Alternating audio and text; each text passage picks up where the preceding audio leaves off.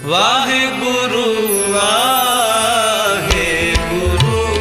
ਵਾਹਿਗੁਰੂ ਵਾਹਿਗੁਰੂ ਵਾਹਿਗੁਰੂ। ਸਤਨਾਮ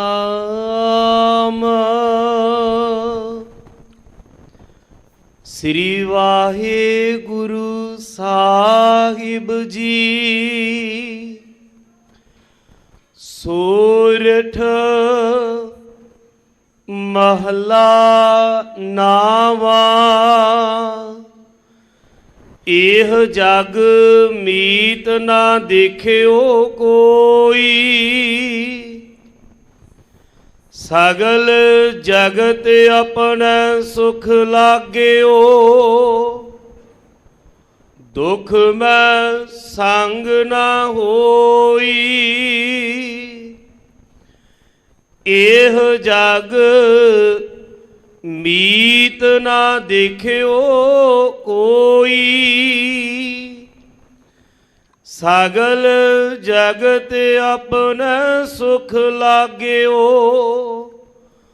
ਦੁਖ ਮੈਂ ਸੰਗ ਨਾ ਹੋਈ, ਰਹਾਓ ਦਾਰਾ ਮੀਤ ਪੂਤ ਸੰਬੰਦੀ। ਸਗਰੇ ਧਨ ਸਿਉ ਲਾਗੇ, ਜਬ ਹੀ ਨਿਰਧਨ ਦੇਖਿਓ ਨਰ ਕੋ। ਸੰਗ ਛਾੜ ਸਭ ਭਾਗੇ, ਕਾਹੋ ਕਹਾ या मन बौरे को। इन स्यों ने हो लगायो, दीनानाथ सगल पै भंजन। जस ताको बिसरायो, स्वान पूछ ज्यो भयो ना सुधो। बहुत जतन मैं कीनो, नानक लाज बिरद की राखो। नाम तुहारो लीनो, स्वान पूछ ज्यो भयो ना सुधो।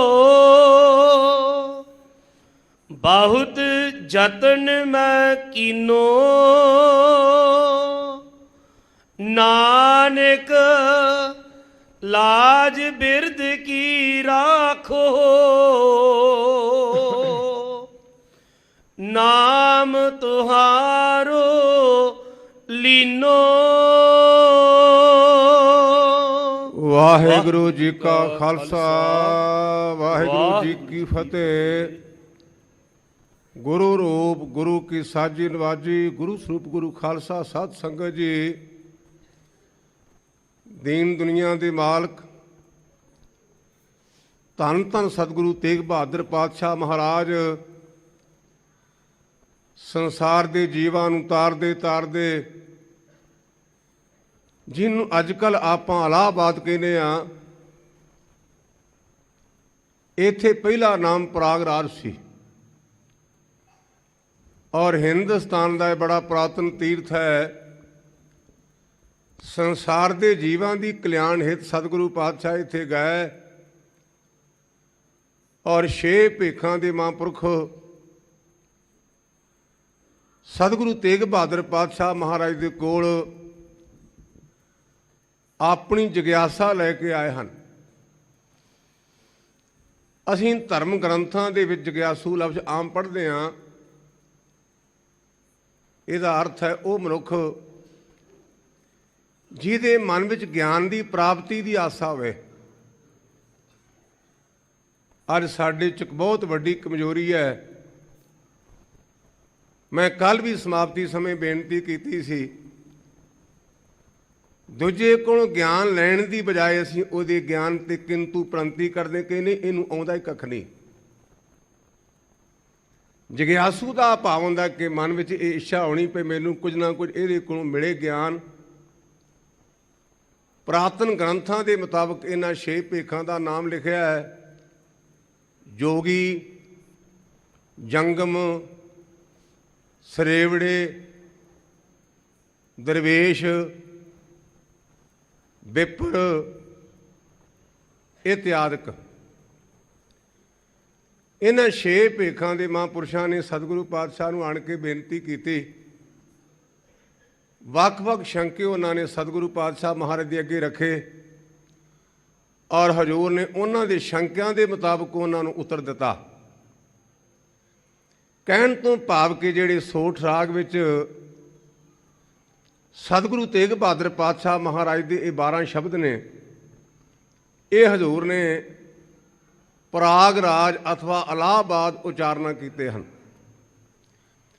ਅੱਜ ਦੇ ਪਾਵਨ ਪਵਿੱਤਰ ਫਰਮਾਨ ਦਾ ਜੋ ਸਾਰਾਂਸ਼ ਹੈ, ਨਿਚੋੜ ਹੈ, ਉਹ ਇਹ ਹੈ, ਪਿਆਰਿਆ ਤੇਰਾ ਦੋਸਤਾਂ ਨਾਲ ਬੜਾ ਸਨੇਹ ਹੈ, ਤੇਰਾ ਪੁੱਤਰ ਦੇ ਨਾਲ ਅਤਿਅੰਤ ਮੋਹ ਹੈ, ਤੂੰ ਆਪਣੀ ਪਤਨੀ ਤੋਂ ਬਿਨਾਂ ਇੱਕ ਪਲ ਵੀ ਪਾਸੇ ਰਹਿਣ ਨੂੰ ਤਿਆਰ ਨਹੀਂ। ਪਰ ਯਾਦ ਰੱਖ, ਇਹਨਾਂ ਦੀ ਸਾਂਝ ਕੇਵਲ ਤੇ ਕੇਵਲ ਤੇਰੇ ਕੋਲ ਲੈਣ ਦੀ ਹੈ। ਜਿੰਨਾ ਚਿਰ ਕੁਝ ਦੇਗਾ ਉਹਨਾਂ ਚਿਰ ਤੇਰੇ ਨੇ, ਜਦੋਂ ਦੇਣ ਤੋਂ ਹਟ ਗਿਆ ਤੇ ਤੇਰਾ ਕਿਸੇ ਨੇ ਸਾਥ ਨਹੀਂ ਦੇਣਾ। ਇਹਨੂੰ ਆਪਾਂ ਕਹਿ ਸਕਦੇ ਨਿਚੋੜ ਸਾਰੇ ਹੁਕਮਨਾਮੇ ਦਾ। ਜਿਵੇਂ ਸਤਿਗੁਰੂ ਪਾਤਸ਼ਾਹ ਸਾਡੇ ਤੇ ਰਹਿਮਤ ਕਰਕੇ ਸਾਨੂੰ ਸਮਝਾਉਣਗੇ, ਉਹਨਾਂ ਦੇ ਚਰਨਾਂ 'ਚ ਅਰਦਾਸ ਬੇਨਤੀ ਹੈ, ਮੈਂ ਕਿਤੇ ਭੁੱਲ ਨਾ ਜਾਵਾਂ, ਕਿਉਂਕਿ ਆਪਾਂ ਧੰਨ ਗੁਰੂ ਤੇਗ ਬਹਾਦਰ ਪਾਤਸ਼ਾਹ ਦਾ 400 ਸਾਲਾ ਪ੍ਰਕਾਸ਼ ਦਿਹਾੜਾ ਵੀ ਮਨਾ ਰਹੇ ਹਾਂ। ਬੇਨਤੀ ਹੈ ਮਹਾਰਾਜ, ਕਦੇ ਮੱਖਣ ਸ਼ਾਹ ਲਵਾਣੇ ਨੇ ਡੁੱਬਦੇ ਜਹਾਜ਼ ਨੂੰ ਵੇਖ ਕੇ ਤੇਰੇ ਅੱਗੇ ਅਰਦਾਸ ਕੀਤੀ ਸੀ, ਤੂੰ ਮੋਢਾ ਲਾ ਕਰਕੇ ਬੰਨੇ ਲਾਇਆ। ਨਾਲ ਹੀ ਮੈਂ ਮੱਖਣ ਸ਼ਾਹ ਤੋਂ ਸਦਕੇ ਜਾਣਾ ਮੱਖਣਾ, ਤੂੰ ਨਕਲੀ ਗੁਰੂਆਂ ਦੇ ਭੇਖ ਨੂੰ ਵੇਖ ਕੇ ਭਰਮਿਆ ਨਹੀਂ। ਅੱਜ ਆਪਾਂ ਭਰਮੇ ਆ। ਮੈਂ ਆਮ ਤਕਰੀਬਨ ਬੇਨਤੀ ਕਰਦਾ ਰਹਿੰਦਾ, ਗਿਆਨੀ ਜੀ ਉਂਝ ਤਾਂ ਅਸੀਂ ਗੁਰੂ ਗ੍ਰੰਥ ਸੱਚੇ ਪਾਤਸ਼ਾਹ ਨੂੰ ਮੰਨਦੇ, ਪਰ ਫਲਾਣੇ ਬਾਬਿਆਂ ਕੋਲ ਨਾਮ ਲੈਣ ਗਏ ਸਾਂ। ਜੇ ਮੰਨਦਾ ਹੁੰਨੋ ਨਾ ਤੇ ਗੁਰੂ ਗ੍ਰੰਥ ਸੱਚੇ ਪਾਤਸ਼ਾਹ ਨੂੰ ਛੱਡ ਕੇ ਕਿਸੇ ਵਿਅਕਤੀ ਦੇ ਕੋਲ ਨਾ ਜਾਣੋ।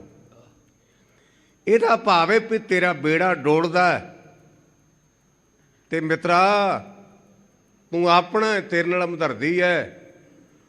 ਅਸੀਂ ਇਸ ਗੱਲ ਤੋਂ ਡਰਦੇ ਵੀ ਕਿਤੇ ਡੋਲ ਦੇ ਬੇੜੇ 'ਚ ਪਾਣੀ ਪੈ ਕੇ ਡੁੱਬ ਨਾ ਜਾਏ। ਮੱਖਣ ਸ਼ਾਹ ਆਇਆ, ਵੱਖ-ਵੱਖ ਨਕਲੀ ਗੁਰੂਆਂ ਨੂੰ ਆਣ ਕੇ 2-2 ਮੋਹਰਾਂ ਦਿੱਤੀਆਂ, ਪ੍ਰਸੰਨ ਹੋ ਗਏ, ਮਨ ਭਤੀਜਿਆ ਨਹੀਂ। ਪੁੱਛਿਆ, ਭੋਰੇ ਵਿੱਚ ਦੀਨ ਦੁਨੀਆ ਦੇ ਮਾਲਕ ਧੰਨ ਗੁਰੂ ਤੇਗ ਬਹਾਦਰ ਪਾਤਸ਼ਾਹ ਸੁਭਾਏਮਾਨ ਨੇ ਗੁਰੂ ਕੇ ਚਰਨਾਂ 'ਤੇ ਜਾ ਕੇ ਸਿਰ ਝੁਕਾਇਆ। ਸਤਿਗੁਰੂ ਪਾਤਸ਼ਾਹ ਕਹਿਣ ਲੱਗੇ, ਮੱਖਣਾ ਤੇਰੇ ਜਹਾਜ਼ ਦੇ ਕਿੱਲਾਂ ਦਾ ਨਿਸ਼ਾਨ ਅਜੇ ਵੀ ਮੇਰੇ ਮੋਢੇ ਉੱਪਰ ਹੈ। ਇਸੇ ਕਰਕੇ ਸਾਡੇ ਕਲਗੀਧਰ ਬਾਪੂ ਨੇ ਸਾਨੂੰ ਪ੍ਰੇਰਨਾ ਦਿੱਤੀ, ਗੁਰੂ ਕੇ ਸਿੱਖਾ ਤੈਨੂੰ ਪੈਸਿਆਂ ਦੀ ਭੱਜ ਦੌੜ ਲੱਗੀ ਹੈ ਨਾ, ਕਿਤੇ ਧੰਨ ਗੁਰੂ ਤੇਗ ਬਹਾਦਰ ਪਾਤਸ਼ਾਹ ਦੇ ਚਰਨਾਂ ਦੇ ਨਾਲ ਜੋੜ, ਤੈਨੂੰ ਕਸਰ ਰਹੇਗੀ ਕੋਈ ਨਹੀਂ। ਆਪ ਅਰਦਾਸ ਕਰਦੇ ਤੇ ਸੁਣਦੇ ਹਾਂ, ਤੇਗ ਬਹਾਦਰ ਸਿਮਰਿਆ ਘਰ ਨਾਨਦ ਆਵੇ ਧਾਏ, ਸਭ ਥਾਈਂ ਹੋਏ ਸਹਾਏ। ਕਿਹੜੀ ਜਗ੍ਹਾ ਹੈ ਜਿੱਥੇ ਧੰਨ ਗੁਰੂ ਤੇਗ ਬਹਾਦਰ ਪਾਤਸ਼ਾਹ ਸਹਾਇਤਾ ਨਹੀਂ ਕਰਦੇ, ਪਰ ਆਪਾਂ ਹੱਥ ਜੋੜ ਕੇ ਮੱਖਣ ਸ਼ਾਹ ਬਾਪੂ ਅਰਦਾਸ ਨਹੀਂ ਕਰਦੇ। ਮੇਰੀ ਸਤਿਗੁਰੂ ਪਾਤਸ਼ਾਹ ਦੇ ਚਰਨਾਂ 'ਚ ਅਰਦਾਸ ਬੇਨਤੀ, ਪਾਤਸ਼ਾਹ ਮੱਖਣ ਸ਼ਾਹ ਵੀਰ ਸੀ, ਉਹਦਾ ਬੇੜਾ ਸੀ, ਸਾਡੇ ਕੋਲ ਬੇੜਾ ਵੀ ਨਹੀਂ। ਅਸੀਂ ਤੇਰੇ ਚਰਨਾਂ 'ਚ ਅਰਦਾਸ ਕਰਦੇ ਹਾਂ, ਸਾਨੂੰ ਆਪਣੇ ਚਰਨਾਂ ਦਾ ਆਸਰਾ ਦੇ ਕੇ ਅਸੀਂ ਜਿੰਨੀ ਵੀ ਸੰਗਤ ਜਿੱਥੇ ਮਾਈ ਪਈ ਸੁਣਦੇ ਨੇ, ਸਾਡੇ 'ਤੇ ਕਿਰਪਾ ਕਰੀ, ਆਪਣੇ ਰਹਿਮਤ ਦੇ ਚਰਨ ਪਕੜਾ ਕੇ ਸਾਨੂੰ ਸੰਸਾਰ ਸਾਗਰ ਤੋਂ ਬੰਨੇ ਕਰਦੀ। ਇਹ ਮੇਰੀ ਦੁਆ ਹੈ। ਇਹ ਮੇਰੀ ਅਰਦਾਸ ਹੈ। ਸਤਿਗੁਰੂ ਪਾਤਸ਼ਾਹ ਕਿਰਪਾ ਕਰਨ। ਅੱਗੇ ਹਜ਼ੂਰ ਜਿਵੇਂ ਰਹਿਮਤ ਕਰਦੇ ਨੇ ਸਰਵਣ ਕਰੋ। ਸਤਨਾਮ ਸ੍ਰੀ ਵਾਹਿਗੁਰੂ ਸਾਹਿਬ ਜੀ। ਸੋਰਠ ਮਹੱਲਾ ਨਾਵਾ। ਇਹ ਜਗ ਮੀਤ ਨਾ ਦੇਖਿਓ ਕੋਈ। ਜਿਹੜਾ ਇਹ ਜਗ ਸ਼ਬਦ ਹੈ ਨਾ, ਇਹ ਦੋ ਸਿਧਾਂਤਾਂ ਦਾ ਸੁਮੇਲ ਹੈ। ਜੱਜਾ ਜਨਮ, ਗੱਗਾ ਗਤ। ਜੱਜਾ ਜਨਮ ਤੋਂ ਭਾਵ ਆਪਾਂ ਸਾਰੇ ਸਮਝਦੇ ਹਾਂ, ਤੇ ਗਤ ਤੋਂ ਭਾਵ ਮੌਤ। ਆਪਾਂ ਸੰਸਾਰੀ ਜੀਵ ਹਾਂ। ਕਿਸੇ ਥਾਂ ਤੇ ਮਕਾਨਾਂ ਦਾ ਜ਼ੋਰ ਤੇ ਕਿਤੇ ਵਧਾਈਆਂ ਦਾ ਚੱਕਰ ਹੈ। ਕਿਤੇ ਜੋੜ ਮਕਾਨਾਂ ਦਾ ਤੇ ਕਿਤੇ ਵਧਾਈਆਂ। ਇਸ ਕਾਰਨ ਕਰਕੇ ਇਹਨੂੰ ਜੱਗ ਆਖਿਆ। ਮੇਰੇ ਪਾਤਸ਼ਾਹ ਕਹਿੰਦੇ ਪਿਆਰਾ, ਇਸ ਜੰਮਣ ਤੇ ਮਰਨ ਵਾਲੇ ਸੰਸਾਰ ਵਿੱਚ ਕੋਈ ਵੀ ਕਿਸੇ ਦਾ ਮਿੱਤਰ ਨਹੀਂ। ਸਗਲ ਜਗਤ ਆਪਣਾ ਸੁਖ ਲਾਗਿਓ। ਇਹ ਜਿੰਨੇ ਵੀ ਸੰਸਾਰ ਦੇ ਜੀਵ ਨੇ ਆਪਣੇ ਸੁੱਖਾਂ ਦੇ ਕਰਕੇ ਇੱਕ ਦੂਜੇ ਨਾਲ ਜੁੜੇ ਹੋਏ ਹਨ। ਆਪਾਂ ਸਾਰੇ ਜਣੇ ਝਾਤੀ ਮਾਰੀਏ, ਜਿਹਦੇ ਕੋਲ ਸਾਨੂੰ ਕੋਈ ਝਾਕ ਆਪਾਂ ਕਹਿੰਦੇ ਉਹਨੂੰ ਮਿਲ ਚਲੀਏ, ਤੇ ਜਿਹਦੇ ਕੋਲ ਸਾਨੂੰ ਮਿਲਣ ਦੀ ਝਾਕ ਨਹੀਂ ਤੇ ਆਪਾਂ ਕਹਿੰਦੇ ਉਹਦੇ ਕੋਲ ਕੀ ਲੈਣਾ ਹੈ। ਲੈਣਾ ਪਹਿਲਾਂ ਤੇ ਮਿਲਣਾ ਬਾਅਦ ਵਿੱਚ। ਇਸ ਕਰਕੇ ਮੇਰੇ ਪਾਤਸ਼ਾਹ ਕਹਿੰਦੇ ਨੇ ਸਾਰੇ ਦੇ ਸਾਰੇ ਜਿਹੜੇ ਨੇ ਨਾ, ਇਹ ਲੈਣ ਤੱਕ, ਇਹ ਸੁੱਖਾਂ ਤੱਕ ਸੀਮਤ ਹਨ। ਦੁੱਖ ਮੈਂ ਸੰਗ ਨਾ ਹੋਈ। ਪਰ ਦੁੱਖ ਦਾ ਮੌਕਾ ਆਇਆ, ਕਿਸੇ ਨੇ ਤੇਰੀ ਸੰਗਤ ਨਹੀਂ ਕਰਨੀ, ਕਿਸੇ ਨੇ ਤੇਰਾ ਸਾਥ ਨਹੀਂ ਦੇਣਾ। ਅੱਗੇ ਐਨਾਲਿਸਿਸ ਕਰਨਗੇ। ਰਹਾਓ ਦਾਰਾ ਮੀਤ ਪੂਤ ਸੰਬੰਧੀ। ਗੁਰਮੁਖੋ ਅਸੀਂ ਆਮ ਕਰਕੇ ਜਿਹੜਾ ਰਹਾਓ ਹੈ ਨਾ, ਇਹਨੂੰ ਗੌਲਦੇ ਨਹੀਂ। ਅਸੀਂ ਕਥਾ ਕਰਨ ਵਾਲੇ ਵੀ ਜਦੋਂ ਸਾਡੇ ਨਾਲ ਦਾ ਸਾਥੀ ਰਹਾਓ ਪੜ੍ਹਦਾ ਨਾ, ਤੇ ਅਸੀਂ ਇੱਕੋ ਗੱਲ ਕਹਿੰਦੇ ਜੀ ਵਿਸਰਾਮ ਦੇ ਕਹਿੰਦੇ ਨੇ। ਇਹ ਸਾਡਾ ਸੁਭਾਅ ਜਿਹਾ ਚੱਲਦਾ। ਪਰ ਕਿਤੇ ਚਿੱਥਿਆ ਕਰੋ, ਵਿਚਾਰਿਆ ਕਰੋ। ਸੁਖਮਨੀ ਸਾਹਿਬ ਦੀ ਪਾਵਨ ਬਾਣੀ ਦੀਆਂ 24 ਅਸ਼ਟਪਦੀਆਂ ਨੇ, 24 ਸ਼ਲੋਕ ਨੇ। ਅਸ਼ਟਪਦੀ ਵਿੱਚ 8-8 ਪੌੜੀਆਂ ਨੇ। ਇੱਕ ਪੌੜੀ ਦੀਆਂ 10-10 ਪੰਕਤੀਆਂ ਨੇ। ਲੇਕਰ ਆਓ ਇੱਕ ਹੈ। ਕਿੱਥੇ ਮੇਰੇ ਪਾਤਸ਼ਾਹ ਕਹਿੰਦੇ ਸੁਖਮਨੀ ਸੁਖ ਅੰਮ੍ਰਿਤ ਪ੍ਰਭ ਨਾਮ, ਭਗਤ ਜਨਾਂ ਕੇ ਮਨ ਬਸਰਾਮ। ਜੇ ਤੂੰ ਸੁੱਖ ਦੀ ਭਾਵਨਾ ਰੱਖਦਾ ਤੇ ਗੁਰਮੁਖਾ ਸੁੱਖ ਕੇਵਲ ਤੇ ਕੇਵਲ ਪ੍ਰਮਾਤਮਾ ਦੇ ਨਾਮ ਵਿੱਚ ਹੈ। ਸਿੱਧ ਗੋਸ਼ ਦੀ ਬਾਣੀ ਆਪਾਂ ਬਹੁਤ ਘੱਟ ਪੜ੍ਹਦੇ ਹਾਂ ਤੇ ਪੜ੍ਹਨੀ ਚਾਹੀਦੀ, ਕਿਉਂਕਿ ਇਹਦੇ ਵਿੱਚ ਪਹਿਲਾਂ ਸਵਾਲ ਨੇ ਤੇ ਮੁੜ ਕੇ ਉੱਤਰ ਨੇ। ਸਿੱਧ ਗੋਸ਼ ਦੀ ਬਾਣੀ ਦੀਆਂ 73 ਪੌੜੀਆਂ ਹਨ ਔਰ 938 ਤੋਂ ਲੈ ਕਰਕੇ ਸ਼ਾਇਦ 46 ਤੱਕ। ਹਜ਼ੂਰ ਕਹਿੰਦੇ ਕਿਆ ਭਵੀਏ ਸੱਚ ਸੂਚਾ ਹੋਏ, ਕੀ ਭੁਨਾ ਸੱਚ ਸੁੱਚਾ ਹੈ। ਕਿਆ ਭਵੀਏ ਸੱਚ ਸੂਚਾ ਸੋਏ, ਇੱਕ ਸ਼ਬਦ में ਮੁਕਤ न ਹੋਏ। ਗੁਰੂ ਦੇ ਸ਼ਬਦ ਤੋਂ ਬਿਨਾਂ ਮੁਕਤੀ ਨਹੀਂ। ਰਹਾਓ ਇਹ ਦੋ ਦ੍ਰਿਸ਼ਟਾਂਤ ਦੇਣ ਤੋਂ ਮੇਰਾ ਭਾਵ ਹੈ ਸਾਡੀ ਸਾਰਿਆਂ ਦੀ ਭਾਵਨਾ ਕਿ ਸਾਨੂੰ ਸੁੱਖ ਮਿਲੇ। ਤੇ ਸੁਖਮਨੀ ਸਾਹਿਬ ਜੀ ਗੁਰੂ ਪੰਚਮ ਪਾਤਸ਼ਾਹ ਕਹਿੰਦੇ ਗੁਰਮੁਖਾ ਸੁੱਖ ਪਰਮਾਤਮਾ ਦੇ ਨਾਮ ਵਿੱਚ ਹੈ। ਸਿੱਧ ਗੋਸ਼ਟ ਵੀ ਧੰਨ ਗੁਰੂ ਨਾਨਕ ਪਾਤਸ਼ਾਹ ਕਹਿੰਦੇ ਭਲਿਆ ਕੀ ਭੱਜਾ ਫਿਰਦਾ ਹੈ, ਇੱਕ ਸ਼ਬਦ ਨਾਲ ਜੋੜ ਤੇ ਸ਼ਬਦ ਨਾਲ ਗਿਆਨ ਦੀ ਪ੍ਰਾਪਤੀ ਕਰਕੇ ਤੈਨੂੰ ਸੁੱਖ ਮਿਲ ਜਾਏਗਾ। ਜਿੰਨਾ ਚਿਰ ਆਤਮ ਗਿਆਨ ਨਹੀਂ ਉਹਨਾਂ ਚਿਰ ਸੁੱਖ ਨਹੀਂ। ਇਸ ਕਰਕੇ ਜਦੋਂ ਰਾਓ ਪੜ੍ਹਦੇ ਹੋ ਨਾ, ਉਦੋਂ ਮਨ ਵਿੱਚ ਵਿਚਾਰਿਆ ਕਰੋ ਵੀ ਜਿਹੜੀ ਮੈਂ ਪੰਕਤੀ ਪੜ੍ਹੀ ਭਲਾ ਮੇਰਾ ਇਹੋ ਜਿਹਾ ਜੀਵਨ ਬਣਿਆ ਕਿ ਨਹੀਂ ਬਣਿਆ। ਜੇ ਤਾਂ ਬਣ ਗਿਆ ਗੁਰੂ ਕਾ ਧੰਨਵਾਦ ਕਰੀਏ, ਜੇ ਨਹੀਂ ਬਣਿਆ ਤੇ ਸਤਿਗੁਰੂ ਪਾਤਸ਼ਾਹ ਦੇ ਅੱਗੇ ਅਰਦਾਸ ਕਰੀਏ ਵੀ ਪਾਤਸ਼ਾਹ ਮੇਰੇ ਤੇ ਕਿਰਪਾ ਕਰ ਕਿਤੇ ਮੇਰੀ ਇਹ ਅਵਸਥਾ ਬਣ ਜਾਏ। ਤੋ ਸਤਿਗੁਰੂ ਪਾਤਸ਼ਾਹ ਨੇ ਆ ਸਾਨੂੰ ਸਮਝਾਇਆ, ਭਾਈ ਇਹ ਸਾਰਾ ਸੰਸਾਰ ਸੁੱਖਾਂ ਤੱਕ ਤੇਰੇ ਨਾਲ ਜੁੜਿਆ ਤੇ ਦੁੱਖ ਦੇ ਮੌਕੇ ਤੇਰਾ ਕਿਸੇ ਨੇ ਸਾਥ ਨਹੀਂ ਦੇਣਾ। ਆਪਣੇ ਅੰਦਰ ਵੇਖ ਵੀ ਤੇਰੇ ਸਕੇ ਸੰਬੰਧੀਆਂ ਦੀ ਕੀ ਅਵਸਥਾ, ਉਹਨਾਂ ਦਾ ਤੇਰੇ ਨਾਲ ਕੀ ਮੇਲ ਮਿਲਾਪ ਹੈ, ਕੀ ਬਿਹੇਵ ਹੈ। ਦਾਰਾ ਮੀਤ ਪੂਤ ਸੰਬੰਧੀ, ਸਾਰਿਆਂ ਤੋਂ ਪਹਿਲਾ ਰਿਸ਼ਤਾ ਹੈ ਦਾਰਾ ਪਤਨੀ ਦਾ। ਇਹਨੂੰ ਅਰਧੰਗੀ ਵੀ ਆਪਾਂ ਕਹਿੰਦੇ ਆ, ਭਾਵ ਅੱਧਾ ਹਿੱਸਾ, ਪਰ ਦੁੱਖ ਨਾਲ ਕਹਿਣਾ ਪੈਂਦਾ ਹੈ। ਜਦੋਂ ਪਤਨੀ ਆ ਗਈ ਤੇ ਆਪਾਂ ਆਪਣੀ ਮਾਂ ਨੂੰ ਕਹਿੰਦੇ ਆ, ਬੇਬੀ ਤੇਰੀ ਧਰਮ ਪਤਨੀ ਨਾਲ ਮੇਰੀ ਬਣਦੀ ਨਹੀਂ ਤੇ ਰੋਟੀ ਅੱਡ ਕਰ ਲਓ। ਇਹ ਆਪਾਂ ਝਾਤੀ ਮਾਰੀਏ। ਜਿਹੜੀ ਮਾਂ ਨੇ ਗਿੱਲੇ ਬਿਸਤਰੇ ਵਿੱਚ ਸਾਡੇ ਪਿਸ਼ਾਬ ਕਰਨ ਤੇ ਸਾਨੂੰ ਚੁੱਕ ਕੇ ਦੂਜੇ ਪਾਸੇ ਕਰ ਲਿਆ ਨਾ, ਉਸ ਮਾਂ ਨੂੰ ਕਹਿੰਦੇ ਬੇਬੇ ਤੇਰੀ ਮੇਰੀ ਧਰਮ ਪਤਨੀ ਨਾਲ ਬਣਦੀ ਨਹੀਂ ਤੇ ਆਪਾਂ ਰੋਟੀ ਅੱਡ ਕਰ ਲਈਏ। ਮਾਂ ਦਾ ਗੁਰਮੁਖੋ ਪਿਆਰਿਓ ਦੁਨੀਆ 'ਚ ਕੋਈ ਬਦਲ ਨਹੀਂ। ਇਸ ਪਾਸੇ ਮੈਂ ਨਾ ਜਾਵਾਂ। ਹਜ਼ੂਰ ਕਹਿੰਦੇ ਨੇ ਪਹਿਲਾਂ ਇਸਤਰੀ, ਮੀਤ ਮਿੱਤਰ, ਪੂਤ ਪੁੱਤਰ, ਸੰਬੰਧੀ ਰਿਸ਼ਤੇਦਾਰ, ਇਹ ਸਾਰੇ ਦੇ ਸਾਰੇ ਜਿਹੜੇ ਨੇ ਸਗਰੇ ਧਨ ਸੋਂ ਲਾਗੇ। ਇਹ ਸਾਰੇ ਦੇ ਸਾਰੇ ਪਦਾਰਥ ਪੈਸਿਆਂ ਦੇ ਕਰਕੇ ਤੇਰੇ ਨਾਲ ਜੁੜੇ ਹੋਏ ਨੇ। ਇਸਤਰੀ ਦੇ ਸੰਬੰਧ ਵਿੱਚ ਸਾਨੂੰ ਇੱਕ ਮਹਾਂਪੁਰਸ਼ਾਂ ਨੇ ਸਾਖੀ ਪੜ੍ਹਾਈ ਸੀ, ਮੈਂ ਸੁਣਾ ਕੇ ਤੇ ਅੱਗੇ ਚੱਲਾਂ। ਕਿ ਸਾਖੀਆਂ ਦਾ ਭਾਵ ਹੁੰਦਾ ਵੀ ਸੰਗਤ ਦਾ ਮਨ ਜੁੜਿਆ ਰਹੇ। ਆਪਾਂ ਨੂੰ ਸ਼ਬਦ ਕਈ ਵਾਰ ਸਮਝ ਨਹੀਂ ਪੈਂਦੇ। ਸਾਖੀ ਨਾਲ ਜਿਵੇਂ ਆਪਾਂ ਕਹਾਣੀਆਂ ਸੁਣਨ ਦੇ ਬਾਤਾਂ ਦੇ ਆਦੀ ਆ ਨਾ, ਤੇ ਮਨ ਇੱਕਦਮ ਸੁਚੇਤ ਹੋ ਜਾਂਦਾ ਹੈ। ਇੱਕ ਨੌਜਵਾਨ ਮਹਾਤਮਾ ਦੀ ਸੰਗਤ ਵਿੱਚ ਆਇਆ ਕਰੇ ਤੇ ਸ਼ਾਦੀ ਹੋ ਗਈ, ਆਉਣੋਂ ਹਟ ਗਿਆ।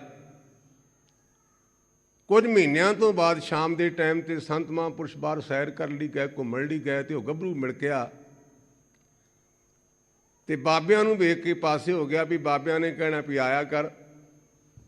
ਪਛਾਣ ਲਿਆ, ਆਵਾਜ਼ ਮਾਰੀ, ਕਹਿਣ ਲੱਗੇ ਪਿਆਰਿਆ ਗੁਰਮੁਖਾ ਗੱਭਰੂ ਆ, ਤੂੰ ਬੜਾ ਪਿਆਰ ਕਰਦਾ ਸਾਂ, ਬੜੀ ਸੇਵਾ ਕਰਦਾ ਸਾਂ ਤੇ ਹੁਣ ਆਉਣ ਵੜ ਗਿਆ। ਕਹਿਣ ਲੱਗਾ ਬਾਬਾ ਜੀ ਵਿਆਹਿਆ ਗਿਆ। ਸੰਤ ਹੱਸ ਪਏ ਤੇ ਕਹਿਣ ਲੱਗੇ ਭਲਿਆ ਵਿਆਹ ਤੋਂ ਬਿਨਾਂ ਸੰਸਾਰ ਚੱਲਦਾ ਨਹੀਂ। ਮੇਰਾ ਪਿਤਾ ਜੀ ਵਿਆਹਿਆ ਸੀ, ਸ਼ਾਦੀ ਮੈਂ ਵੀ ਕੀਤੀ ਹੈ। ਕਹਿਣ ਲੱਗਾ ਬਾਬਿਓ ਤੁਹਾਡੀ ਤੇ ਸਾਡੀ ਸ਼ਾਦੀ ਦਾ ਬੜਾ ਫਰਕ ਹੈ। ਸੰਤ ਹੱਸ ਪਏ ਕਹਿਣ ਲੱਗਿਆ ਤਾਂ ਨਵੀਂ ਗੱਲ ਦੱਸੀ, ਫਰਕ ਹੈ। ਕੀ ਫਰਕ ਹੈ? ਕਹਿੰਦਾ ਜੀ ਮੇਰੀ ਧਰਮ ਪਤਨੀ ਮੇਰੇ ਨਾਲ ਇੰਨਾ ਸਨੇਹ ਕਰਦੀ ਵੀ ਜੇ ਕਿਤੇ ਪਾਸੇ ਚਲਿਆ ਗਿਆ ਤੇ ਮੈਨੂੰ ਡਰ ਹੈ ਕਿਤੇ ਮਰ ਨਾ ਜਾਏ। ਸੰਤ ਹੱਸ ਪਏ ਕਹਿਣ ਲੱਗੇ ਭਾਈ ਤੂੰ ਤਾਂ ਪਵਾੜਾ ਹੀ ਪਾ ਲਿਆ, ਪਰ ਹੈ ਤੈਨੂੰ ਭੁਲੇਖਾ। ਆਇਆ ਕਰ, ਤੈਨੂੰ ਇਹ ਸਮਝਾਉਣਾ ਵੀ ਕੋਈ ਕਿਸੇ ਨਾਲ ਮਰਦਾ ਨਹੀਂ, ਕਿਉਂਕਿ ਬਾਣੀ ਕਹਿੰਦੀ ਕੋ ਮਰੇ ਨਾ ਮੋਇਆ ਨਾਲੇ। ਕਦੇ ਮਰਿਆਂ ਦੇ ਨਾਲ ਕੋਈ ਨਹੀਂ ਜੀ ਮਰਿਆ। ਉਸ ਗੱਭਰੂ ਨੂੰ ਯੋਗਾ ਅਭਿਆਸ ਸਿਖਾ ਦਿੱਤਾ ਜਾਣ ਕੇ ਵੀ ਆਹ ਅਭਿਆਸ ਸਿੱਖ ਪ੍ਰਾਣਾਂ ਨੂੰ ਦਸਮ ਦਾਵੇ ਟਿਕਾ ਲੈਣਾ ਤੇ ਦੂਜੇ ਨੂੰ ਪ੍ਰਤੀਤ ਹੋਣਾ ਵੀ ਸ਼ਾਇਦ ਮਰ ਗਿਆ। ਉਹਨੇ ਕੁਝ ਸਮੇਂ ਦੇ ਬਾਅਦ ਇਸ ਅਭਿਆਸ ਦੇ ਵਿੱਚੋਂ ਪ੍ਰਪੱਕ ਹੋ ਗਿਆ, ਉਹਨੂੰ ਤਰੀਕਾ ਆ ਗਿਆ। ਹਜ਼ੂਰ ਉਹ ਮਹਾਂਪੁਰਸ਼ ਕਹਿਣ ਲੱਗੇ ਵੀ ਗੁਰਮੁਖਾ ਤੈਨੂੰ ਸਮਝਾਉਣੇ ਵੀ ਕੋਈ ਕਿਸੇ ਦਾ ਸਕਾ ਨਹੀਂ ਹੋ। ਇਉਂ ਕਰੀ, ਹੈ ਤਾਂ ਤੈਨੂੰ ਖੇਚਲ ਪਰੇਸ਼ਾਨ ਹੋਣਾ ਪਏਗਾ। ਤੈਨੂੰ 8 ਪਹਿਰ ਤੋਂ ਵੱਧ ਖੇਚਲ ਨਹੀਂ। ਅੱਜ ਸ਼ਾਮ ਨੂੰ ਜਾ ਕੇ ਅੱਧੀ ਰਾਤ ਤੋਂ ਬਾਅਦ ਪ੍ਰਾਣ ਢਲਾਣੀ ਤੇ ਮੁੜ ਕੇ ਤੈਨੂੰ ਦੱਸਾਂ ਵੀ ਕੋਈ ਕਿਸੇ ਦਾ ਨਹੀਂ। ਉਹਨਾਂ ਮਹਾਂਪੁਰਸ਼ਾਂ ਦੀ ਕਹਿਣ ਤੇ ਉਹਨੇ ਉਹ ਜੁਗਤੀ ਵਰਤੀ। ਧਰਮ ਪਤਨੀ ਉੱਠੀ ਤੇ ਉਹਨੇ ਹਿਲਾਇਆ ਵੀ ਆਣ ਤੁਸੀਂ ਮੱਝਾਂ ਨੂੰ ਚੋ, ਖੇਤ ਨੂੰ ਜਾਣਾ। ਹਿਲਾਇਆ ਤੂੰ ਆਦਮੀ ਬਿਲਕੁਲ ਨਢਾਲ। ਬੀਬੀ ਨੂੰ ਸ਼ੱਕ ਪੈ ਗਿਆ ਵੀ ਸ਼ਾਇਦ ਮਰ ਗਿਆ। ਮਨ ਵਿੱਚ ਵਿਚਾਰ ਕੀਤੀ ਵੀ ਜੇ ਮੈਂ ਮੈਣ ਪਾਉਣੀ ਆ ਤੇ ਮੈਨੂੰ ਰੋਟੀ ਪਾਣੀ ਨਹੀਂ ਖਾਧਾ ਜਾਣਾ, ਰਾਤ ਦੀ ਰੋਟੀ ਖਾਧੀ ਹੈ ਤੇ ਮਨਾ ਕੁਝ ਨਾ ਕੁਝ ਕਰ। ਦੁੱਧ ਪਿਆ ਸੀ, ਉਹਨੇ ਦੁੱਧ ਵਿੱਚ ਚੌਲ ਪਾ ਕੇ ਤੇ ਖੀਰ ਬਣਾ ਕੇ ਢੱਕ ਦਿੱਤੀ। 2 ਰੋਟੀਆਂ ਦਾ ਆਟਾ ਗੁੰਨਿਆ ਤੇ ਚੂਰੀ ਬਣਾਈ। ਕਹਿਣ ਲੱਗੀ ਚੂਰੀ ਤਾਂ 2 ਦਿਨ ਵੀ ਚੱਲ ਸਕਦੀ, ਪਹਿਲਾਂ ਖੀਰ ਖਾ ਲਾਂ ਕਿਤੇ ਬੇਹੀ ਨਾ ਹੋ ਜਾਏ। ਖੀਰ ਖਾ ਲਈ। ਜਿਹੜੀ ਉਹ ਚੂਰੀ ਸੀ ਉਹਨੇ ਥਾਲੀ ਡੱਬੇ 'ਚ ਪਾ ਕੇ ਤੇ ਆਲੇ 'ਚ ਰੱਖ ਦਿੱਤੀ। ਮੁੜ ਕੇ ਵੈਣ ਪਾਏ, ਆਂਢੀ ਗੁਆਂਢੀ ਆਏ, ਚਾਚੇ ਤਾਏ। ਪਿਛਲੇ ਜਿਹਨੂੰ ਆਪਾਂ ਪੁਰਾਣੀ ਬੋਲੀ ਕਹਿੰਦੇ ਸੁਫਾ, ਪਿਛਲਾ ਕਮਰਾ, ਉਹਨੂੰ ਕੱਢਣ ਲੱਗੇ ਤੇ ਉਹਨਾਂ 'ਚੋਂ ਇਹ ਗੱਭਰੂ ਕਹਿਣ ਲੱਗਾ ਵੀ ਭਾਬੀ ਭਾਊ ਦੀ ਲੱਤ ਆਕੜੀ ਹੈ ਤੇ ਚੁਗਾਠ ਅੜਦੀ ਹੈ ਤੇ ਕੀ ਕਰੀਏ, ਲੱਤ ਵੱਢੀਏ ਕਿ ਚੁਗਾਠ? ਕਹਿੰਦੀ ਦਿਵਰਾ ਤੈਨੂੰ ਕੀ ਦੱਸਾਂ, ਤੱਤੀ ਦੇ ਕਰਮ ਮਾੜੇ। ਲੱਤ ਅੱਜ ਵੀ ਗਈ ਤੇ ਕੱਲ ਵੀ ਗਈ, ਚੁਗਾਠਾਂ ਕਿਤੇ ਰੋਜ਼ ਵੱਢਣੀਆਂ ਨੇ। ਚੁਗਾਠ ਨਾ ਵੱਢਿਆ ਜੇ, ਲੱਤ ਵੱਢ ਲਓ। ਜਦੋਂ ਲੱਤ ਦੀ ਗੱਲ ਸੁਣੀ ਤੇ ਇੱਕਦਮ ਲੱਤ ਢਿੱਲੀ ਕੀਤੀ ਤੇ ਨਵਾ ਲਿਆ ਉਹਨੂੰ। ਇਹ ਸਾਨੂੰ ਪੜ੍ਹਾਇਆ ਗਿਆ ਸਮਝਾਉਣ ਲਈ, ਮਹਾਂਪੁਰਸ਼ਾਂ ਨੇ ਦ੍ਰਿਸ਼ਟਾਂਤ ਘੜਿਆ ਸੀ, ਇਹਦੇ ਤੋਂ ਕੁਛ ਸਿੱਖਿਆ ਜੇ। ਭਾਈਚਾਰਾ ਇਕੱਠਾ ਹੋਇਆ, ਫੱਟੇ ਤੇ ਪਾ ਕੇ ਲੈ ਕੇ ਚੱਲੇ। ਬੀਬੀ ਨੇ ਵੈਣ ਪਾਇਆ। ਵੈਣ ਕੰਤਾ ਸੁਰਗ ਸੁਧਾਰਿਆ, ਮੈਨੂੰ ਵੀ ਕੁਛ ਭਾਖ। ਹੇ ਸੁਰਗ ਨੂੰ ਜਾਣ ਵਾਲਿਆ ਮੇਰੇ ਪਤੀ, ਮੈਨੂੰ ਤੱਤੀ ਨੂੰ ਕੋਈ ਨਾ ਕੋਈ ਜਾਂਦਾ ਤਾਂ ਕਹਿ ਜਾਣੋ। ਉਹ ਹੁਣ ਰਾਤ ਦਾ ਭਰਿਆ ਪੀਤਾ ਸੀ। ਉਹਨੇ ਚੂਰੀ ਵੇਖੀ ਤੇ ਖੀਰ ਵੇਖੀ, ਕਹਿਣ ਲੱਗਾ ਜੈਸੇ ਪੈ ਚਖਾਈਏ ਤੈਸੇ ਚੂਰੀ ਚਾਖ। ਇਹਦਾ ਅਰਥ ਹੈ, ਕਹਿਣ ਲੱਗਾ ਭਾਗਾਂ ਵਾਲੀਏ ਮੈਂ ਤੈਨੂੰ ਕਹਿਣਾ ਕੀ ਹੈ, ਜਿਵੇਂ ਖੀਰ ਖਾਧੀ ਚੂਰੀ ਵੀ ਉਤਨਾ ਖਾ ਲਾ। ਤੇ ਫੱਟੇ ਤੋਂ ਛਾਲ ਮਾਰ ਦਿੱਤੀ।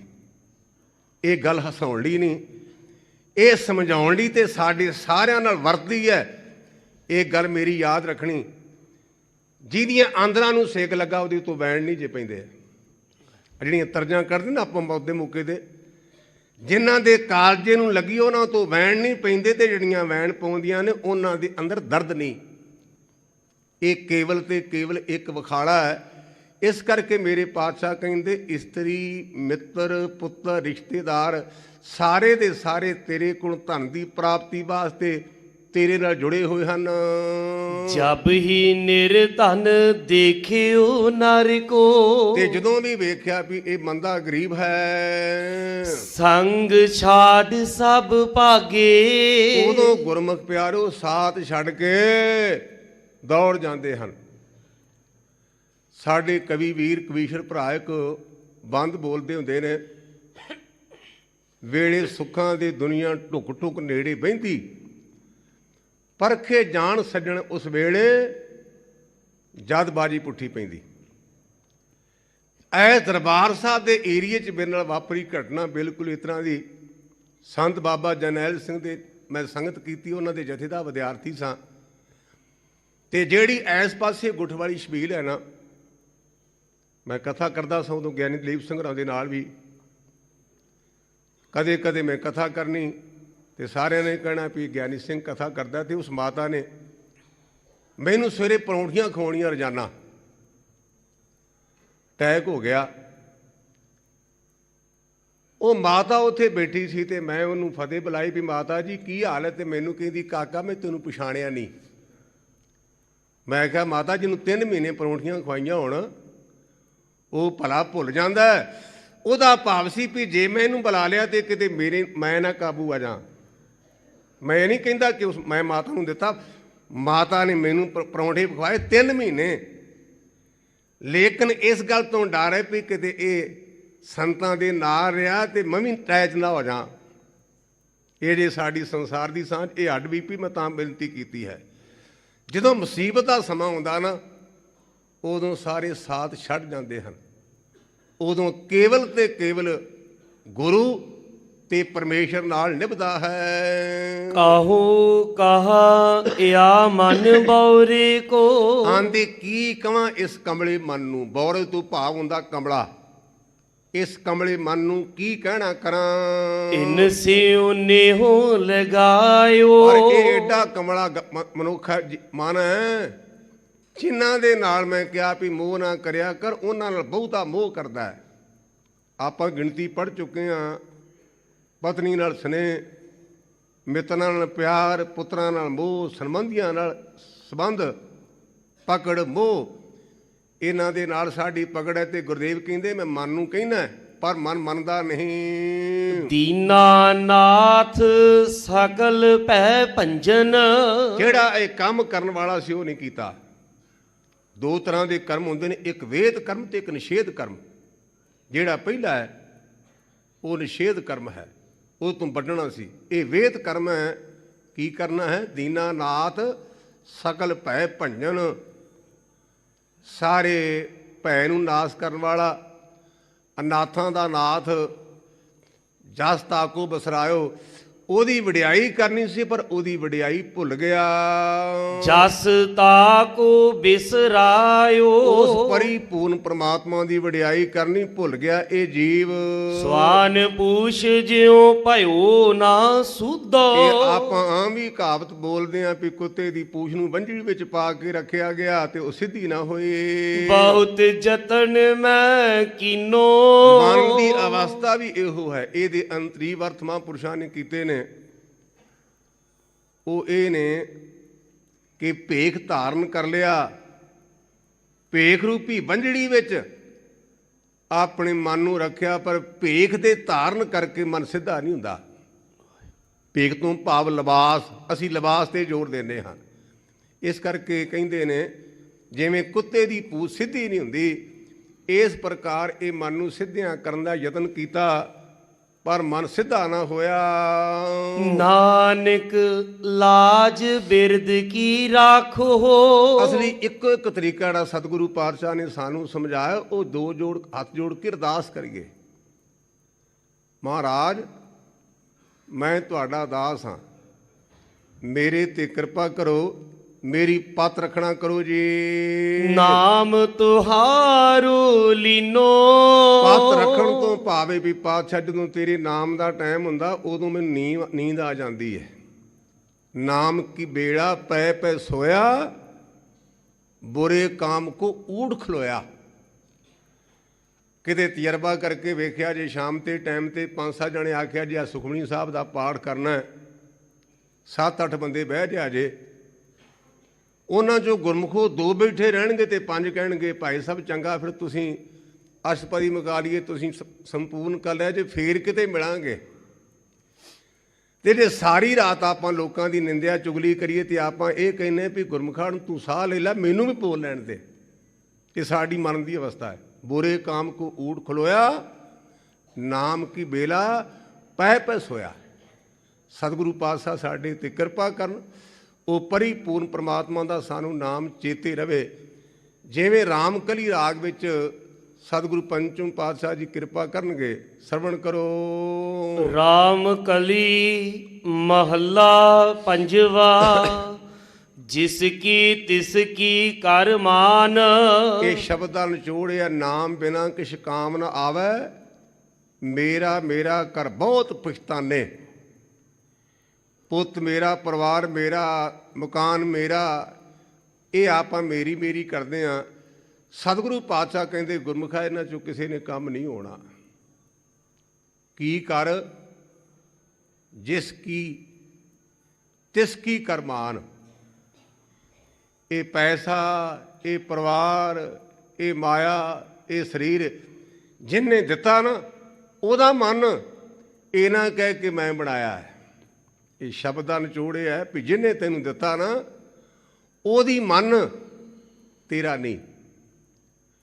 ਇੱਕ ਬਜ਼ੁਰਗ ਸ਼ੇਰ ਬੋਲਦੇ ਹੁੰਦੇ ਨੇ ਬੜਾ ਬਕੀਮਤਾ। ਉਹ ਕਹਿੰਦੇ ਜਬ ਦਾਂਤ ਨ ਥੇ ਤਬ दूध दियो, ਜਬ ਦਾਨ ਦੀਏ ਕਿਆ ਅੰਨ ਨਾ ਦੇ ਹੈ। ਜਦੋਂ ਤੇਰੇ ਮੂੰਹ 'ਚ ਦੰਦ ਨਹੀਂ ਸੀ ਉਦੋਂ ਵਾਹਿਗੁਰੂ ਨੇ ਦੁੱਧ ਦਿੱਤਾ। ਤੇ ਪਿਆਰਿਆ ਜੇ ਦੰਦ ਦਿੱਤੇ ਤੇ ਤੈਨੂੰ ਰੋਜੀ ਵੀ ਦੇਗਾ, ਰੋਟੀ ਵੀ ਦੇਗਾ।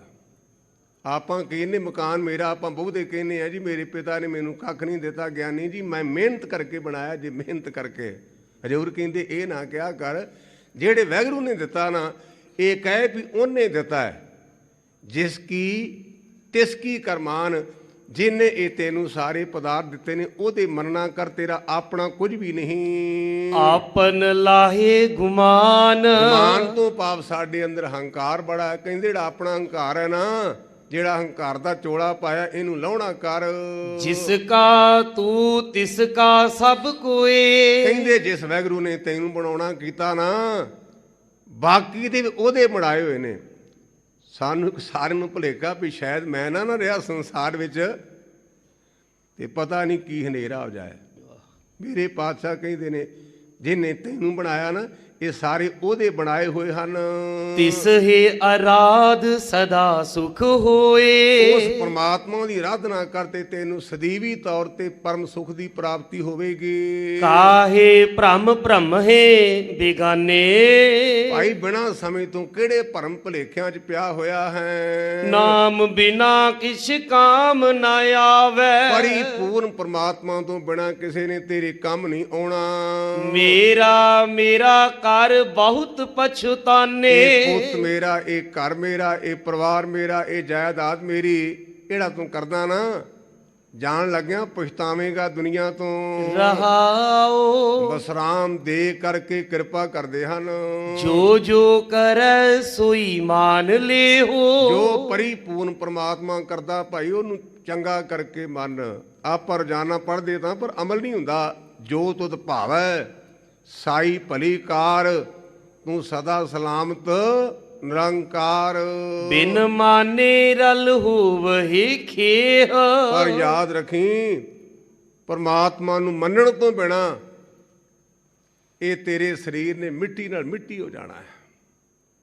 ਮੈਂ ਕੱਲ ਵੀ ਜ਼ਿਕਰ ਕੀਤਾ ਸੀ, ਭਾਵੇਂ ਕਿੱਡਾ ਵੱਡਾ ਸਰੀਰ ਹੈ ਨਾ, ਇੱਕ ਨਿੱਕੀ ਜੀ ਗੁਥਲੀ ਵਿੱਚ ਪਾ ਕੇ ਤੇ ਸਾਨੂੰ ਦਰਿਆ ਤੇ ਰੋੜ ਆਉਣਗੇ।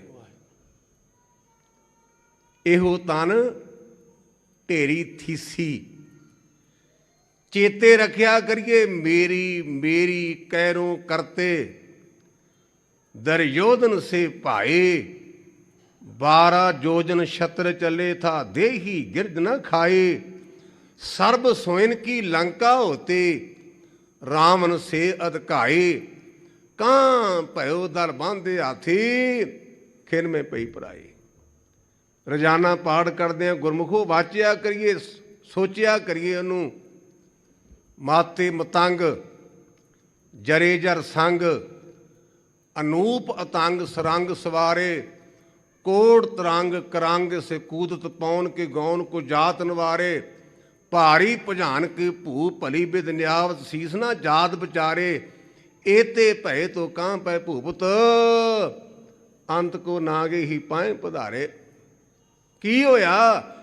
ਇੰਨਾ ਕੁਝ ਵੀ ਹੋ ਗਿਆ ਤੇ ਮਿੱਤਰਾ ਨੰਗੇ ਪੈਰੀਂ ਜਾਣਾ, ਨੰਗੇ ਪੈਰੀਂ।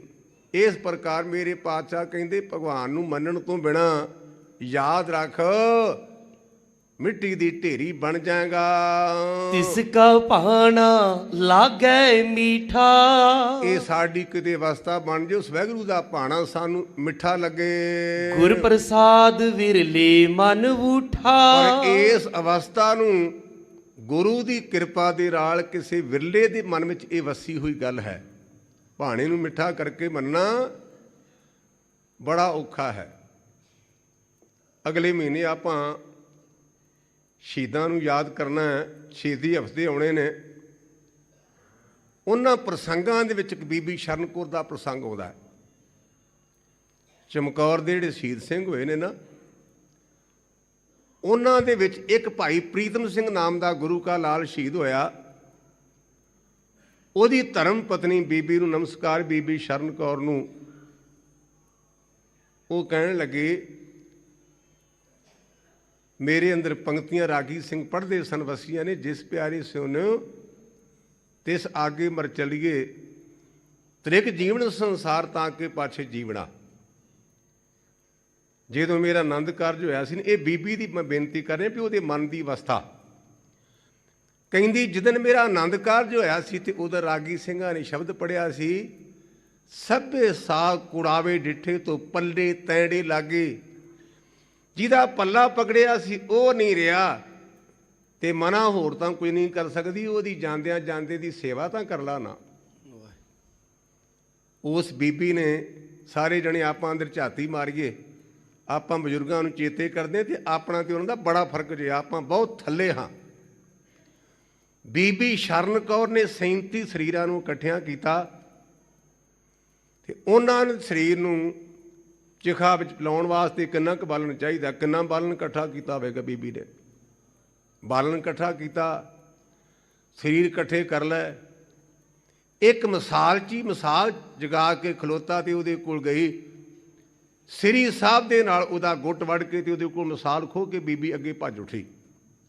ਇੱਥੇ ਬਸ ਨੇ ਉਹ ਚਿਖਾ ਕੋਲ ਆਈ, ਆਣ ਕੇ ਚਿਖਾ ਨੂੰ ਲਾਂਬੂ ਲਾਇਆ, ਕੀਰਤਨ ਸੁਲ੍ਹ ਦਾ ਪਾਠ ਕੀਤਾ ਤੇ ਤੁਰਕਾਂ ਨੂੰ ਸ਼ੱਕ ਪੈ ਗਿਆ ਕਿ ਸਿੱਖ ਬੀਬੀ ਹੈ। ਉਹਨੇ ਪਹਿਲਾਂ ਜਾਣ ਕੇ ਆਪਣੇ ਕੇਸ ਖਿਲਾਰੇ, ਮੂੰਹ ਤੇ ਮਿੱਟੀ ਵਗੈਰਾ ਮੜੀ ਪਈ, ਕਹਿਣਗੇ ਕੋਈ ਪਾਗਲ ਔਰਤ ਹੈ, ਖਿਆਲ ਨਾ ਕਰਨਗੇ, ਨੀਤੀ ਵਰਤੀ। ਉਹਨਾਂ ਨੂੰ ਪਤਾ ਚੱਲਿਆ ਤੇ ਉਹ ਦੌੜੇ ਆਏ ਤੇ ਬੀਬੀ ਨੂੰ ਕਿਸੇ ਨੇ ਗਿੱਟਿਆਂ ਤੋਂ ਫੜਿਆ, ਕਿਸੇ ਨੇ ਬਾਹਾਂ ਤੋਂ ਫੜਿਆ, ਜਿਉਂ ਦੀ ਨੂੰ ਚਿਖਾਵੇ ਸੁੱਟਿਆ ਤੇ ਬੀਬੀ ਨੇ ਪੰਕਤੀਆਂ ਪੜੀਆਂ ਸਨ, ਮੇਰਾ ਮੁਝ ਮੈਂ ਕਿਛ ਨਹੀਂ, ਜੋ ਕਿਛ ਹੈ ਸੋ ਤੇਰਾ, ਤੇਰਾ ਤੁਝ ਕੋ ਸੌਂਪਤੇ ਕਿਆ ਲਾਗੇ ਮੇਰਾ। ਇਹ ਜੇ ਸਾਡੇ ਵਡੇਰਿਆਂ ਦੀ ਗਾਥਾ ਜਿਨ੍ਹਾਂ ਦੇ ਨਾਲ ਆਪਾਂ ਸੰਬੰਧਿਤ ਆ ਨਾ, ਉਹਨਾਂ ਦੇ ਜੀਵਨ ਤੋਂ ਪ੍ਰੇਰਨਾ ਲਈਏ। ਮੇਰੇ ਪਾਤਸ਼ਾਹ ਕਹਿੰਦੇ ਗੁਰ ਪ੍ਰਸਾਦ ਵਿਰਲੇ ਮਨ ਬੂਠਾ, ਉਸ ਵਾਹਿਗੁਰੂ ਦੇ ਭਾਣੇ ਨੂੰ ਮਿੱਠਿਆਂ ਕਰਕੇ ਮੰਨਣਾ, ਇਹ ਗੁਰੂ ਦੀ ਕਿਰਪਾ ਦੇ ਨਾਲ ਕਿਸੇ ਬਿਰਲੇ ਦੇ ਮਨ ਵਿੱਚ ਵਸਿਆ ਹੋਇਆ ਹੈ। ਵੇ ਪਰਵਾਹ ਅਗੋਚਰ ਆਪ, ਇੰਦਰੀਆਂ ਦੀ ਪਕੜ ਤੋਂ ਉੱਪਰ ਜਿਹਨੂੰ ਕਿਸੇ ਦੀ ਪਰਵਾਹ ਨਹੀਂ, ਉਹ ਵਾਹਿਗੁਰੂ ਆਪ। ਆਠ ਪਹਿਰ ਮਨ ਤਾ ਕੋ ਜਾਪ, ਗੁਰਮੁਖਾ ਖੇਚਲ ਕਰਿਆ ਕਰ। ਤੂੰ ਕਹਿੰਦਾ ਸਵੇਰੇ 2 ਘੰਟੇ ਬਾਣੀ ਪੜ੍ਹੀ ਤੇ ਥੱਕ ਗਿਆ ਹਾਂ। ਹਜ਼ੂਰ ਕਹਿੰਦੇ 8 ਪਹਿਰ 8 ਪਹਿਰ ਮਨ ਕਰਕੇ ਉਸ ਪ੍ਰਮਾਤਮਾ ਨੂੰ ਜਪਣਾ ਕਰ।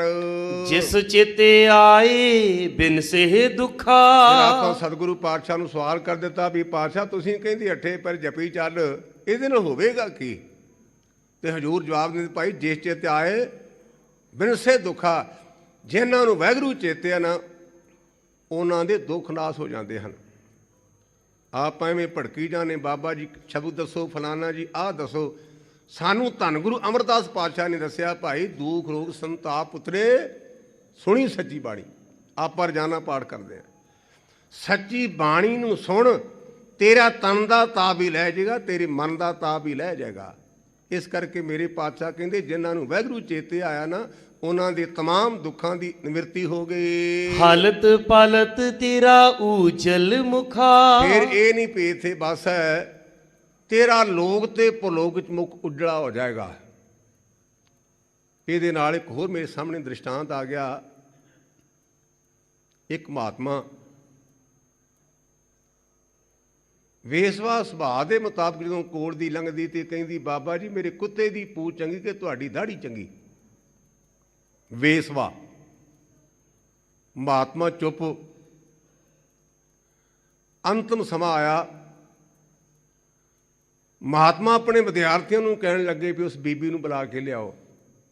ਤੇ ਆਪਾਂ ਦੁਨਿਆਵੀ ਲੋਕ ਹਾਂ। ਵਿਦਿਆਰਥੀਆਂ ਦੇ ਮਨ ਵਿੱਚ ਸ਼ੰਕਾ ਪੈਦਾ ਹੋਇਆ ਵੀ ਵੇਖੋ ਮਹਾਂਪੁਰਸ਼ਾਂ ਨੇ ਸਾਰੀ ਜ਼ਿੰਦਗੀ ਸਾਨੂੰ ਗੁਰਮਤਿ ਦੀ ਪੜ੍ਹਾਈ, ਇੰਨਾ ਚੰਗਾ ਸੁੱਚਾ ਜੀਵਨ, ਤੇ ਦੁਨੀਆ ਤੋਂ ਜਾਣ ਲੱਗਿਆਂ ਵੇਸਵਾ ਚੇਤੇ ਆ ਗਈ। ਕਹਿੰਦੇ ਕਾਕਾ ਗੱਲਾਂ ਨਾਲ ਟਾਈਮ ਬਰਬਾਦ ਨਹੀਂ ਕਰੀਦਾ, ਮੈਂ ਤੁਹਾਨੂੰ ਕਿਹਾ ਵੀ ਬੀਬੀ ਨੂੰ ਬੁਲਾ ਕੇ ਲਿਆਓ, ਮੈਂ ਘੜੀ ਪਲਾਂ ਦਾ ਪ੍ਰਾਹੁਣਾ ਲੈ ਆਂਦਾ। ਮਹਾਤਮਾ ਕਹਿੰਦੇ ਧੀਏ ਰਾਣੀਏ, ਆਪਣੇ ਦਾੜੇ ਤੇ ਹੱਥ ਫੇਰਿਆ ਤੇ ਕਹਿਣ ਲੱਗੇ ਧੀਏ ਰਾਣੀਏ ਤੇਰੇ ਕੁੱਤੇ ਦੀ ਪੂਛ ਨਾਲੋਂ ਮੇਰੀ ਦਾੜੀ 100 ਗੁਣਾ ਚੰਗੀ। ਬੀਬੀ ਕਹਿਣ ਲੱਗੀ ਬਾਬਾ ਜੀ ਗੱਲ ਤਾਂ ਇੰਨੀ ਸੀ ਨਾ, ਤੁਸਾਂ ਪਹਿਲਾਂ ਕਿਉਂ ਨਾ ਕਿਹਾ? ਤੇ ਮਹਾਤਮਾ ਨੇ ਪੰਕਤੀ ਪੜ੍ਹੀ, ਅਜੋ ਸੁਣਾਓ ਸਮੁੰਦਰ ਮੇ ਕਿਆ ਜਾਣਾ ਕਿਉਂ ਹੈ। ਇਹਦੇ 'ਚ ਸਿੱਖਿਆ ਸਾਖੀ 'ਚੋਂ ਗੁਰਮੁਖ ਹੋਈ ਮਿਲਦੀ ਹੈ। ਆਪਾਂ ਜੇ ਕਹੀਏ ਨੇ ਵੀ ਮੈਂ ਬੁੱਢਾ ਹੋ ਗਿਆ ਤੇ ਮੈਨੂੰ ਕੋਈ ਖਤਰਾ ਨਹੀਂ, ਹੋ ਸਕਦਾ ਵੀ ਬੁਢਾਪੇ ਵਿੱਚ ਸਾਡੇ ਤੋਂ ਕੋਈ ਬਹੁਤ ਵੱਡੀ ਕਰੈਤ ਹੋ ਜਾਏ। ਜਿੰਨਾ ਚਿਰ ਬੇੜੀ ਦਰਿਆ ਦੇ ਵਿੱਚ ਹੈ ਨਾ, ਪਤਾ ਨਹੀਂ ਕਦੋਂ ਡੁੱਬ ਜਾਏ। ਸਾਡੇ ਕੋਲ ਇੱਕੋ ਇੱਕ ਤਰੀਕਾ ਵੀ ਅਸੀਂ ਆਖੀਏ ਪਾਤਸ਼ਾਹ ਕਿਰਪਾ ਕਰਕੇ ਮੈਨੂੰ ਬਾਂਹ ਦੇ ਕੇ ਤੇ ਬਚਾ ਲਾ। ਮੇਰੇ ਪਾਤਸ਼ਾਹ ਕਹਿੰਦੇ ਗੁਰਮੁਖਾ ਜੇ ਪਰਮਾਤਮਾ ਦੇ ਨਾਮ ਨਾਲ ਜੁੜੇਗਾ ਨਾ, ਤੇਰਾ ਲੋਕ ਤੇ ਪਰਲੋਕ ਦੇ ਵਿੱਚ ਮੁਖ ਉਜਲਾ ਹੋਵੇਗਾ। ਆਪਾਂ ਰੋਜ਼ਾਨਾ ਪੜ੍ਹਦੇ, ਜਿਨੀ ਨਾਮ ਧਿਆਇਆ ਗਏ ਮਸਕਤ ਕਾਲ, ਨਾਨਕ ਤੇ ਮੁਖ ਉਜਲੇ ਕੇਤੀ ਛੁੱਟੀ ਨਾਲ। ਇਹ ਸ਼ਲੋਕ ਦੋ ਵਾਰ ਆਇਆ ਜੇ।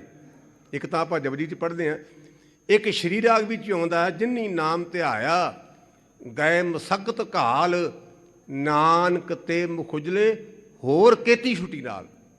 ਉਹ ਤਾਂ ਉਜੜੇ ਨੇ ਨਾ, ਉਹਨਾਂ ਦੀ ਸੰਗਤ ਕਰਕੇ ਹੋਰਨਾਂ ਦੀ ਕਈਆਂ ਦੀ ਕਲਿਆਣ ਹੋ ਜਾਵੇਗੀ। ਉਸ ਪਰਮਾਤਮਾ ਦਾ ਨਾਮ ਲਿਆ ਕਰ, ਇਹਦੇ ਨਾਲ ਤੇਰਾ ਲੋਕ ਤੇ ਪਰਲੋਕ ਵਿੱਚ ਮੁਖ ਉਜਲਾ ਹੋਵੇਗਾ।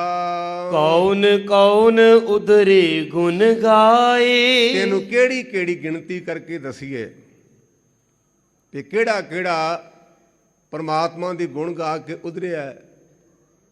ਆਪਾਂ ਗਨਕਾ ਦੀ ਗੱਲ ਕੱਢਦੇ ਹਾਂ, ਆਪਾਂ ਅਜਾਮਲ ਦੇ ਬਾਰੇ ਗੁਰੂ ਕੀ ਬਾਣੀ 'ਚ ਪੜ੍ਹਦੇ ਹਾਂ। ਅਜਾਮਲ ਪਾਪੀ ਜਗ ਜਾਣੇ, ਨਿਮਕ ਮਾਏ ਨਸਤਾਰਾ। ਕਥਾਵਾਚਕ ਸੀ, ਮਾੜੀ ਸੰਗਤ ਕਰਕੇ ਜੀਵਨ ਰੁੜ ਗਿਆ। ਮਹਾਤਮਾ ਕੁਦਰਤੀ ਤੌਰ ਤੇ ਕਣੀਆਂ ਲੈ ਪਈਆਂ ਤੇ ਉਹਦੇ ਘਰ ਵੜ ਗਏ। ਕਹਿੰਦਾ ਬਾਬਾ ਜੀ ਮੇਰੇ ਤੇ ਕਿਰਪਾ ਕਰੋ। ਗੱਲਾਂ ਬੜੀਆਂ ਗਿਆਨ ਦੀਆਂ ਕਰੇ, ਕਹਿਣ ਲੱਗੇ ਗੁਰਮੁਖਾ ਤੂੰ ਬੜਾ ਵਿਚਾਰਵਾਨ ਜਾਪਦਾ। ਕਹਿਣ ਲੱਗਾ ਜੀ ਵਿਚਾਰਵਾਨ ਸਾਂ ਹੁਣ ਨਹੀਂ। ਮੇਰਾ ਪਿਤਾ ਕਥਾਵਾਚਕ, ਮੈਂ ਕਥਾਵਾਚਕ ਰਾਜੇ ਦੇ ਕੋਲ ਕਥਾ ਕਰਦਾ ਸਾਂ। ਮੇਰਾ ਜੀਵਨ ਡੋਲ ਗਿਆ, ਮੈਂ ਵੇਸਵਾ ਦਾ ਸੰਗ ਕਰਨ ਲੱਗ ਪਿਆ। ਰਾਜੇ ਨੇ ਸਮਝਾਇਆ ਵੀ ਕੰਮ ਨਾ ਕਰ। ਮੈਂ ਕਿਹਾ ਮੈਂ ਕਥਾ ਛੱਡੀ ਪਰ ਵੇਸਵਾ ਨਹੀਂ ਛੱਡਣੀ। ਜਦੋਂ ਮੱਤ ਮਾਰੀ ਜਾਏ ਨਾ, ਜਿਹੜਾ ਕਥਾ ਕਰਕੇ ਲੋਕਾਂ ਨੂੰ ਸਮਝਾਉਂਦਾ ਹੈ, ਉਹਨੇ ਕਥਾ ਛੱਡ ਦਿੱਤੀ ਪਰ ਵੇਸਵਾ ਨਾ ਛੱਡੀ। ਉਹਦੇ ਘਰ ਬੱਚੇ ਹੋਏ।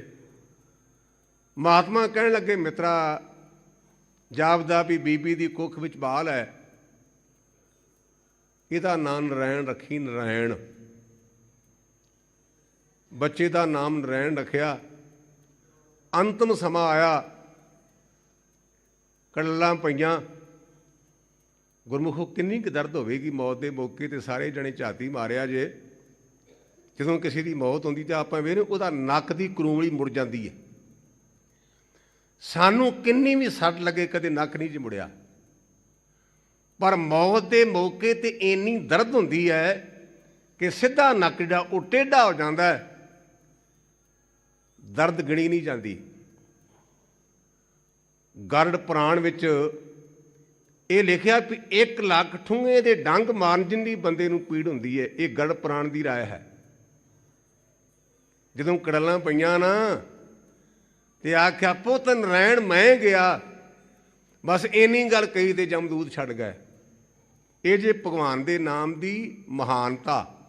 ਮੇਰੇ ਪਾਤਸ਼ਾਹ ਕਹਿੰਦੇ ਕੌਣ ਕੌਣ ਉਧਰੇ ਗੁਣ ਗਾਏ, ਕਿਹਦਾ ਕਿਹਦਾ ਜ਼ਿਕਰ ਕਰੀਏ। ਗਨਕਾ ਤਰ ਗਈ, ਅਜਾਮਲ ਤਰ ਗਿਆ ਪਰਮਾਤਮਾ ਦਾ ਨਾਂ ਲੈਣ ਕਰਕੇ। ਗਣਨ ਨਾ ਜਾਈ ਕੀਮ ਨਾ ਪਾਏ। ਗੁਰਮੁਖਾ ਗਿਣੇ ਨਹੀਂ ਜਾਂਦੇ ਤੇ ਨਾਮ ਪਰਮਾਤਮਾ ਦੇ ਨਾਮ ਦੀ ਕੀਮਤ ਪਾਈ ਜਾ ਸਕਦੀ ਹੈ। ਸਾਈਂ ਨਾਮ ਅਮੋਲ, ਕੀਮ ਨਾ ਕੋਈ ਜਾਣ ਦੋ। ਜਿੰਨਾ ਭਾਗ ਮਥਾਹੇ ਸੇ ਨਾਨਕ ਹਬ ਰੰਗ ਮਾਣ ਦੋ। ਬੂਡਤ ਲੋਹ ਸਾਧ ਸੰਗ ਤਰੈ। ਜਿਵੇਂ ਭਾਈ ਆਪਾਂ ਲੋਹੇ ਦਾ ਕਿੱਲ ਸੁੱਟੀਏ, ਕੋਈ ਹੋਰ ਚੀਜ਼ ਸੁੱਟੀਏ ਤੇ ਡੁੱਬ ਜਾਂਦੀ ਹੈ ਨਾ, ਪਰ ਉਹ ਲੋਹੇ ਦੇ ਕਿੱਲ ਬੇੜੀ ਵਿੱਚ ਲੱਗੇ ਹੁੰਦੇ ਨੇ ਤੇ ਬੇੜੀ ਤਰੀ ਜਾਂਦੀ, ਲੋਹਾ ਤਰੀ ਜਾਂਦਾ ਹੈ। ਇਸੇ ਤਰ੍ਹਾਂ ਆਪਾਂ ਹਾਂ ਤਾਂ ਲੋਹੇ ਵਰਗੇ, ਪਰ ਪਰਮੇਸ਼ਰ ਦਾ ਨਾਮ, ਪਰਮੇਸ਼ਰ ਦੇ ਪਿਆਰੇ ਦੀ ਸੰਗਤ ਉਸ ਲੱਕੜ ਦੇ ਬੇੜੇ ਵਰਗੀ ਹੈ। ਜਿਵੇਂ ਲੱਕੜ ਦੇ ਬੇੜੇ ਕਰਕੇ ਲੋਹਾ ਤਰ ਗਿਆ, ਇਸੇ ਪ੍ਰਕਾਰ ਸਤ ਸੰਗਤ ਰੂਪੀ ਬੇੜੇ ਦੇ ਨਾਲ ਜਿਹੜਾ ਸਾਡਾ ਮਨ ਲੋਹੇ ਵਰਗਾ ਭਾਰਾ ਨਾ, ਗਲਤੀਆਂ ਕਰਕੇ ਇਹ ਬੰਨੇ ਹੋ ਜਾਏਗਾ, ਤਰ ਜਾਏਗਾ। ਨਾਨਕ ਜਿਸ ਹੈ ਪ੍ਰਾਪਤ ਕਰੈ। ਪਰ ਗੁਰਮੁਖਾ ਗੱਲ ਤੇਰੀ ਮਿਹਨਤ ਨਾਲ ਨਹੀਂ, ਜਿਹਦੇ ਤੇ ਵਾਹਿਗੁਰੂ ਕਿਰਪਾ ਕਰੇ, ਜਿਹਨੂੰ ਇਹ ਦਾਤਾਂ ਪ੍ਰਾਪਤ ਹੋਈਆਂ, ਉਹ ਇਸ ਸੰਸਾਰ ਸਾਗਰ ਤੋਂ ਬੰਨੇ ਹੋਣਗੇ। ਸਤਿਗੁਰੂ ਪਾਤਸ਼ਾਹ ਸਾਡੇ ਤੇ ਵੀ ਕਿਰਪਾ ਕਰਨ ਕਿ ਸਾਡੀ ਅਵਸਥਾ ਬਣੇ। ਧੰਨ ਗੁਰੂ ਗ੍ਰੰਥ ਸੱਚੇ ਪਾਤਸ਼ਾਹ ਦਾ ਕੁਟਾਨ ਕੁਟਾਨ ਧੰਨਵਾਦ। ਸੰਗਤ ਦਾ ਧੰਨਵਾਦ। ਭੁੱਲਾਂ ਚੁੱਕਾਂ ਦੀ ਮਾਫੀ ਜੀ। ਕੌਣ ਕੌਣ ਉਦਰੇ ਗੁਣ ਗਾਏ, ਗਣਨ ਨਾ ਜਾਈ ਕੀਮ ਨਾ ਪਾਏ। ਬੂਢਤ ਲੋਹ ਸਾਧ ਸੰਗ ਤਰੈ, ਨਾਨਕ ਜਿਸਹਿ ਪ੍ਰਾਪਤ ਕਰੈ। ਵਾਹਿਗੁਰੂ ਜੀ ਕਾ ਖਾਲਸਾ, ਵਾਹਿਗੁਰੂ ਜੀ ਕੀ ਫਤਿਹ। ਵਾਹਿਗੁਰੂ ਜੀ ਕਾ ਖਾਲਸਾ, ਵਾਹਿਗੁਰੂ ਜੀ ਕੀ ਫਤਿਹ। ਸ਼ੇਰੇ ਪੰਜਾਬ ਗੁਰਬਾਣੀ YouTube ਚੈਨਲ ਨੂੰ ਵੱਧ ਤੋਂ ਵੱਧ ਸਬਸਕ੍ਰਾਈਬ ਕਰੋ ਤੇ ਇਸ ਤੇ ਗੁਰਬਾਣੀ ਸ਼ਬਦ ਕੀਰਤਨ ਤੇ ਇਤਿਹਾਸ ਨਾਲ ਵੱਧ ਤੋਂ ਵੱਧ ਜੁੜ ਕੇ ਆਨੰਦ ਮਾਣੋ ਤੇ ਆਪਣੀ ਜ਼ਿੰਦਗੀ ਨੂੰ ਸਫਲ ਕਰੋ। ਵਾਹਿਗੁਰੂ ਜੀ ਕਾ ਖਾਲਸਾ, ਵਾਹਿਗੁਰੂ ਜੀ ਕੀ ਫਤਿਹ।